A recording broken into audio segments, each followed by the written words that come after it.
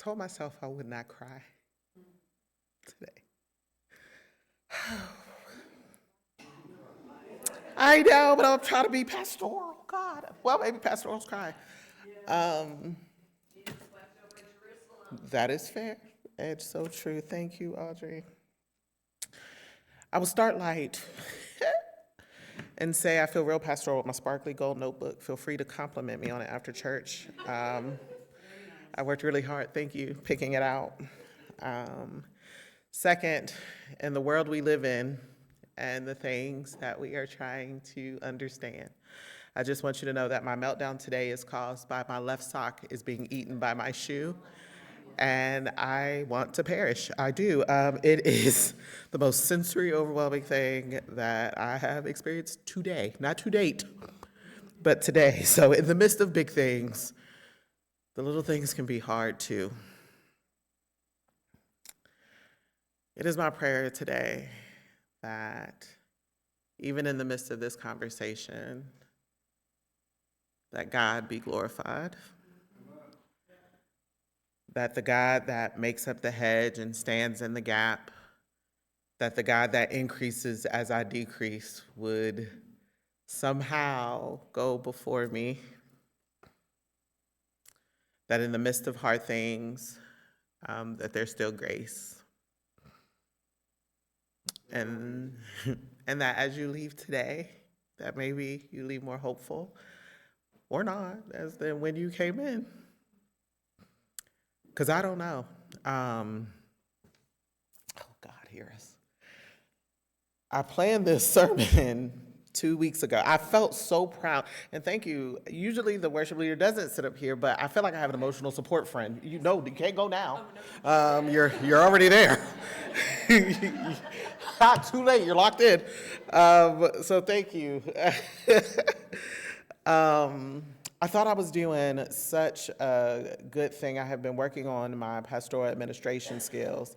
I got the love skill down. I care, but administratively, I need prayer. So I sent this out maybe 2 weeks ago. Miss Brenda was so proud of me. She sent me an email back saying, "Oh my God, thank you. Look at you." And I just felt so mothered and nurtured and cared for in that. So thank you if you ever hear this, Miss Brenda. And I wonder, I asked myself, like, was it pragmatic? Was it cynical? Or was it prophetic that I knew that this was the question I'd be asking today? That others could be asking today.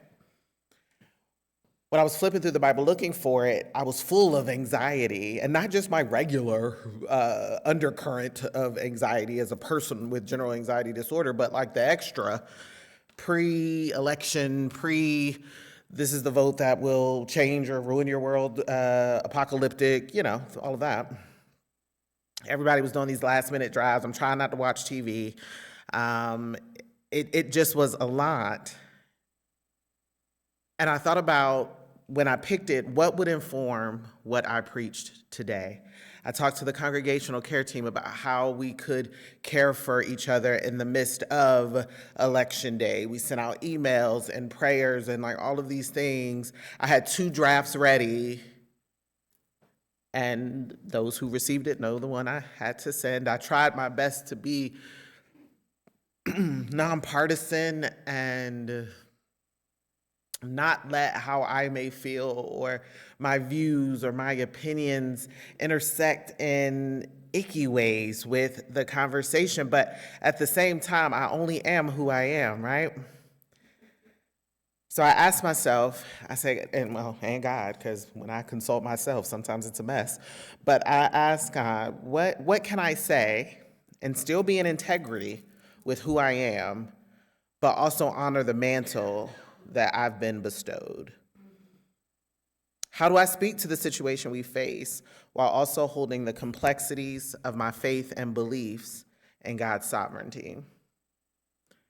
And apparently, prior self me in the Matrix knew that these texts would be the ones that I would need today.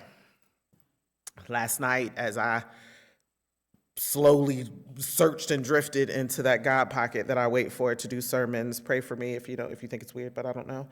I was watching Hunger Games, and I know that sounds crazy, but I hear people talk about how, like, people that listen to true crime, like, or watch Law and Order, or some of these shows that are a bit angsty, right? Like, we're craving some sense of drama, and I don't agree. I think sometimes the world and how I feel inside is so dysregulated, I needed equal or greater sense of dysregulation to balance myself out so that I can actually do the thing that I have to do. So it was me and Katniss Everdeen. All 4 movies last night, by the way. I couldn't sleep. I had a job to do, right? So it was interesting because the apocalyptic times they were living then are not very different in some ways that we may have entered, will enter, could enter now. As I read Psalm 42 and 43, there were some things that I want to remind you of before we even get into the meat of it. It's good to remember that they too are divided into smaller sections. I think Mitch talked about it once in a sermon that he preached here. When you know this, it makes for a bit of a quick reference guide when you're trying to find the psalm for the day or a psalm for what you may need when you need it. They're divided into 5 groups. Jewish scholars suggest that was to mirror the first 5 books of the Torah and those themes. Book 1 centers on individual trust and heartfelt cries to God. Book 2 widens itself to a communal lament, expressing a shared yearning for God's presence and deliverance. Book 3 wrestles with the pain of injustice and questions about God's promises. Book 4 recenters on God's divine sovereignty beyond human rule. And Book 5 concludes with a bit of triumph and praise and thanksgiving and celebrates the deliverance that did soon come. The 2 Psalms that we're in today are the beginning of Book 2. They're often considered a single unit, which is why I didn't have the heart to only use one or the other. We had to read both. They are attributed to the sons of Korah. They were Levitical musicians. These psalms are not just about a personal sorrow. Like Book 1, we follow David, and David laments as an individual, and for various reasons that he ought to have been lamenting for, but that's not the message today. These are about communal ache, a people exiled, a people separated from the heart of worship. It's that expression of humanity that I'll explore today. The human experience is a difficult one. For some, it begins innocently, and unfortunately for others, more tumultuously from the start. Last week during children's time, we read a book that talked about each child being born into love. What I didn't think about is that depends on those internal family systems. I have to name that every child is a blessing, but every home and individual charged with stewardship of that child does not reflect the love and care that God intends. I thought about that as I prepared for today and jumped right into 42 verse 1. I have a strong core memory about the first time I encountered that verse and it resonated. Because sometimes we can know a verse and we can know it, and through rote memorization, we could have heard it for years, but it hits different when it resonates. It's like seeing the Bible open in a whole new way, or seeing that scripture with life in it, animated. I remember being in a pastor's office in my late 20s, seeking some life existential counseling of some sort, and seeing a photo on the wall with Psalm 42 as the inscription. I thought about my own journey with grief and pain and the unexpected hardship that even led me to that office that day. And in my mind, I remember saying, with all I've been through, with all that I've endured, in the midst of the terror, that's the peace I want. And maybe that's a peace that I still have access to. I clung to that and still do. The image of that deer, thirsty and searching, may resonate deeply with those of us who knows what it means to yearn for peace in the midst of turmoil. Psalm 42:1 says, as the deer pants for the water. I do like some of the other translations that says as the hart. That just feels a lot more poetic, but for this intent, we'll go with deer. As the deer pants for the water, so my soul longs for you, O God.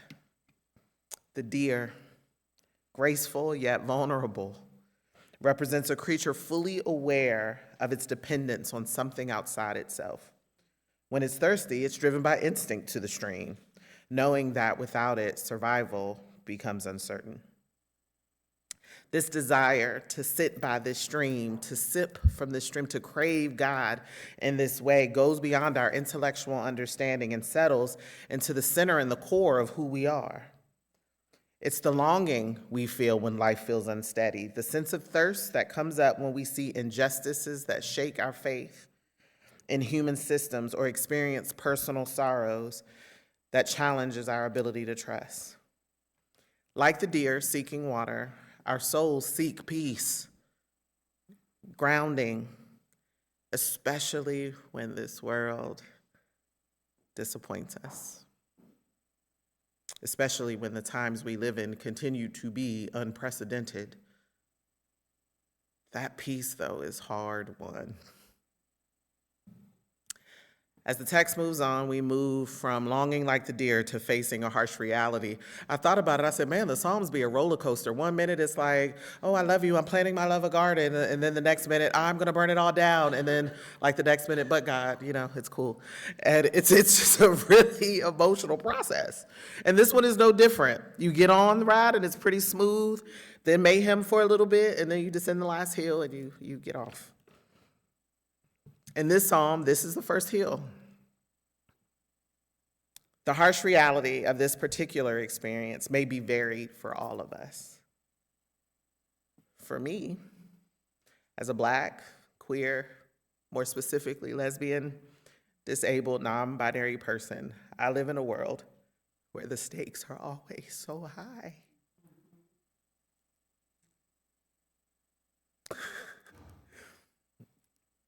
Where policies and power and attitudes shape my daily experience and impact my family's well-being even unto death.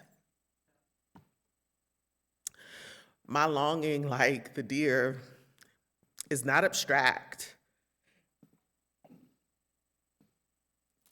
It's woven into my prayers for safety, for equity, for justice, and to live with a sense of dignity. My longing for God's just and merciful sovereignty isn't only spiritual, it is political.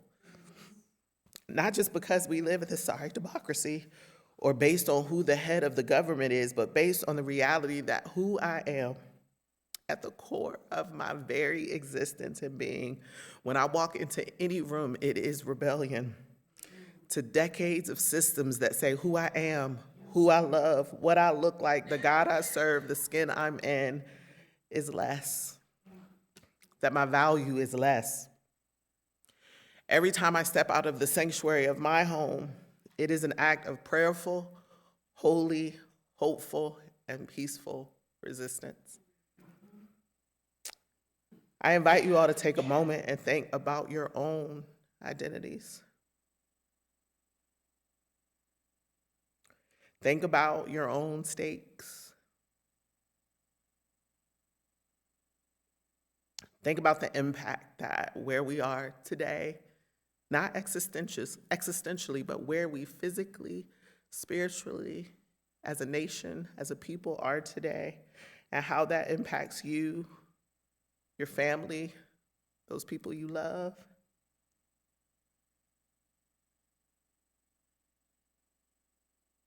Sit with it. Allow yourselves to sit in the gift and challenge of the world we live in, knowing that resistance is not only activated in what we do, but it's also activated when we need a moment of reprieve.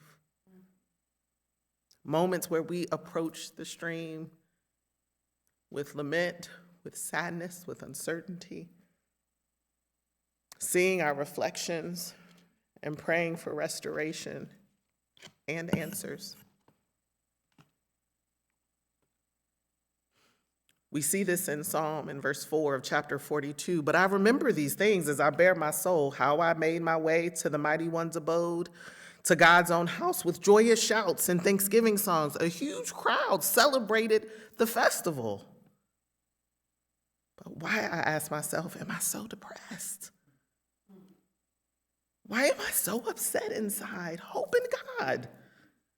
Because I will again give him thanks, my saving presence and my God. It's a mix of remembering and questioning, of clinging to hope, even when the weight of life presses down. Here they stood, these musicians, feeling distant and dissociated, grappling with an inner turmoil that simply can't be shushed or quieted. This is the duality that I carry and that you carry today. The memory of a time, and for some of you, it may have been a time long ago. For some of us, it may be a time not yet recognized. There was a time when things felt whole.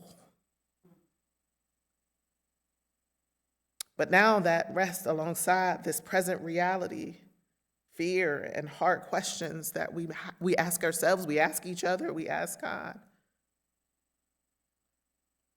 But in the text, in this vulnerable moment, the psalmist chooses hope, a radical hope that defies circumstances and leans into God's saving presence.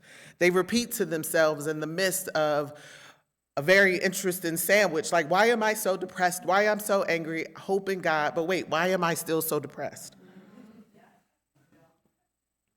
It's almost as if they're reminding their own spirit that this may not be the end, that this longing and resistance are met by a God who sees, who understands this heaviness. As we continue, the psalm shifts, as it does, the question shifts, becoming painfully direct. Where is your God? But here's the part. Here's the part where we look at, when we look at demographic data, here's the part when we think about the conversations we have, we don't have. Here's the part. The question didn't come from strangers or outsiders. It comes from people close who understand your faith. They know you. They're familiar with the struggles endured. They know the journey. They know the story of deliverance of God, the faith that has sustained us. Yet in a moment when things get bleak, they say, where is your God? To say that a different way, the call or question is coming from inside the house.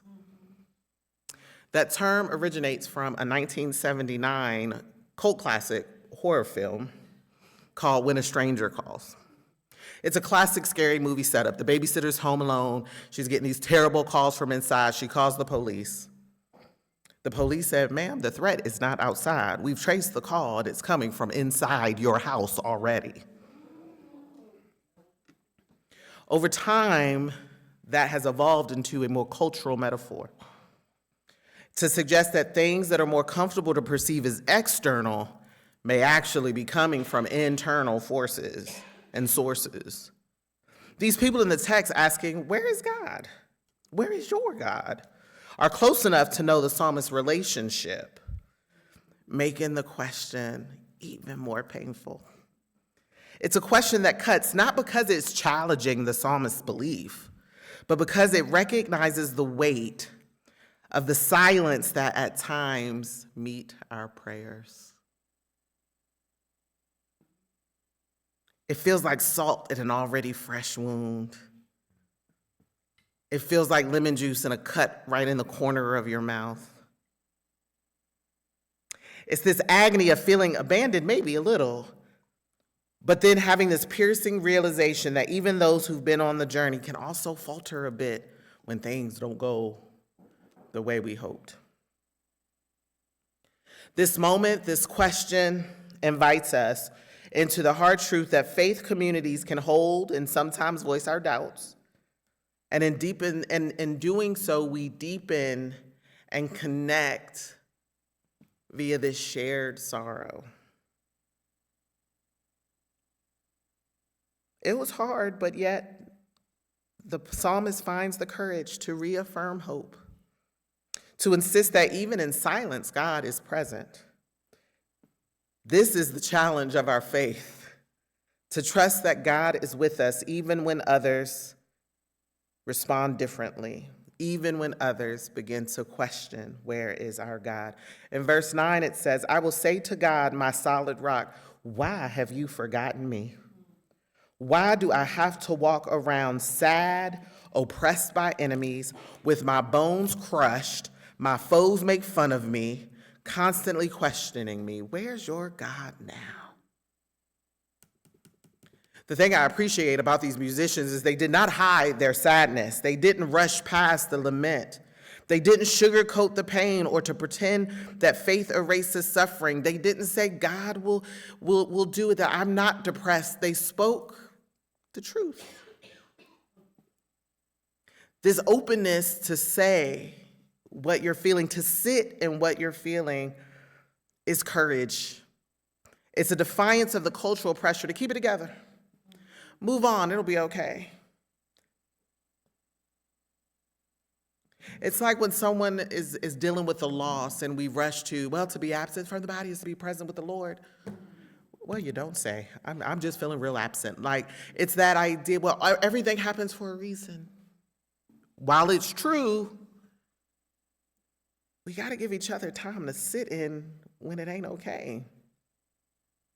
I like these Psalms because I love a good model. I like a good framework. And the psalmist models a faith that does not demand that we skip over our grief. It does the opposite. It says, no, come sit with it. Come sit by the stream with me and we can be in sorrow together. Bring it to our worship. It gives us a sacred permission to let sorrow have its time, knowing that God meets us in that valley.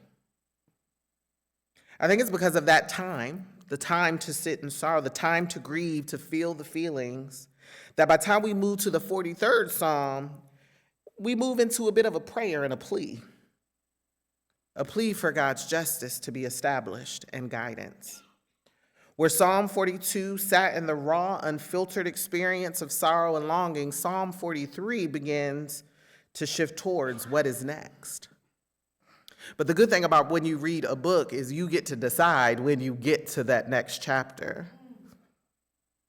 You could be like me and just stay up till 4 because you got to read it all because God knows you just can't wait till tomorrow to see what happens. But you don't have to be. You get to sit in 42 as long as you choose, as long as you need to, as long as your heart cries out for it. And then when you're ready, there's Psalm 43. A cry for justice, a call for God to step in, to be a shield. It's as if the psalmist, having fully set with their sorrow, now looks outward, seeking a path that leads back to hope.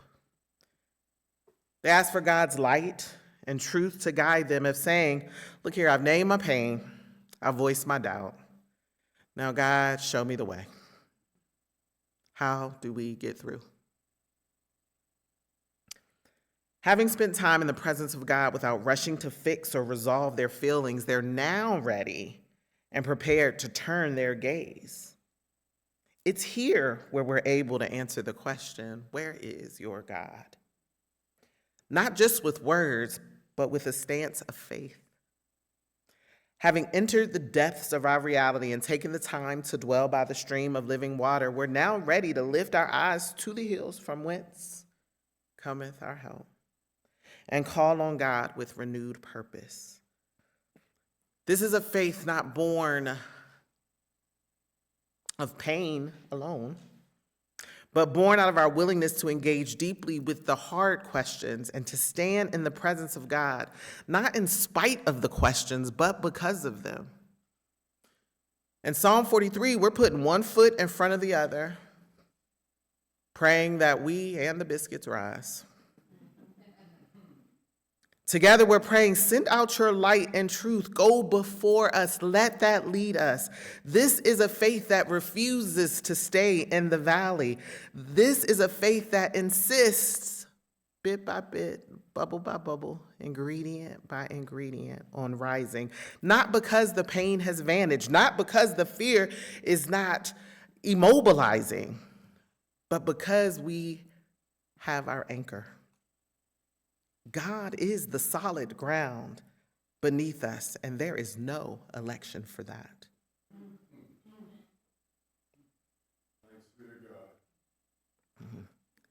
God is an unwavering source that holds steady when everything else is uncertain.